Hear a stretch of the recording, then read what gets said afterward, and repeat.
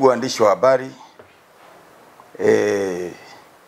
Jeshi la Polisi mkoa wa Geita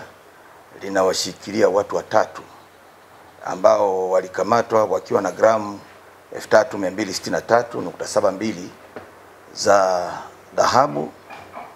zenye thamani ya shilingi milioni 749,509,531 na senti 94 ambazo walikuwa wakizisafirisha kwa magendo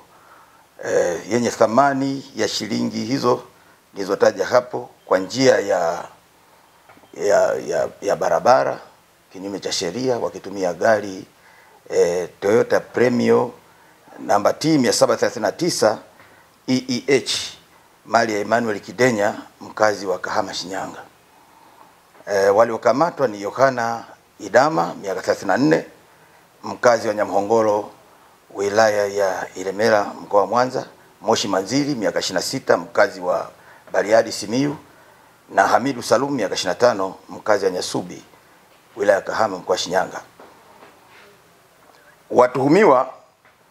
wamekamatwa Machi 24 mwaka 2025 majira saa 5 usiku katika mtaa wa Kapera wilayani Bukombe baada ya Jeshi la Polisi kupata taarifa za siri na kuweka mtego ambao ulifanikisha kukamata watuhumiwa hawa. Baada ya upekuzi katika gari kufanyika, walikuta wakiwa na kiasi hicho cha dhahabu kilichokuwa kimefichwa katika gari tajwa. Uchunguzi wa tukio hili kwa kushirikiana na taasisi nyingine unaendelea ili kuwabaini wahusika wengine waliohusika na tukio hili ili kuweza